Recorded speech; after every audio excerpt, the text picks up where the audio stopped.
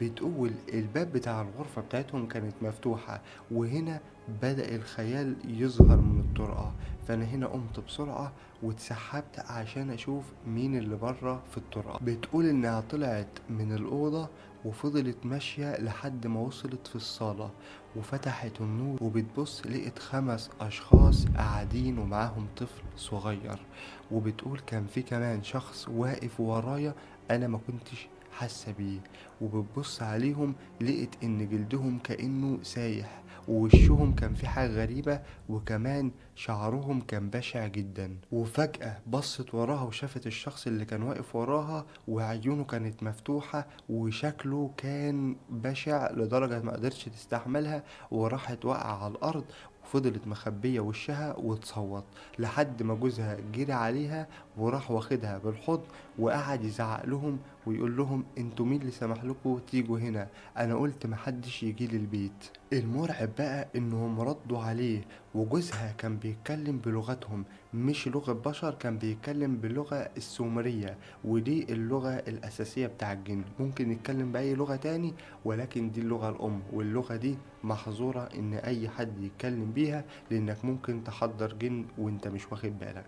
المهم فهي قالت هنا أنا كنت حابة أشوفهم عن قرب وأقرب منهم واحدة واحدة، ولكن مناظرهم كانت بشعة جدا. وجوزي هنا شالني وراح مدخلني الغرفة بتاعتنا، قال لها ما تخرجيش من الأوضة وأنا هروح أتعامل معاهم. ولكن هي كانت مرعوبة جدا طبعا، وقالت له أنا عايز أعرف مين دول.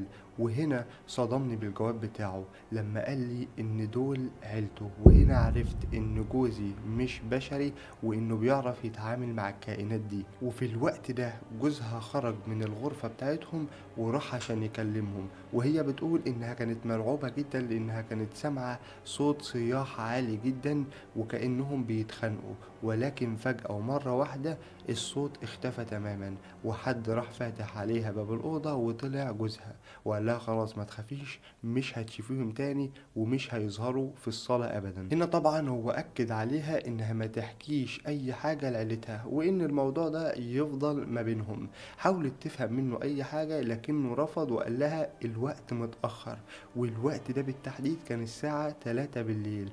ففعلا هو نام، ولكن هي ما قدرتش إنها تنام.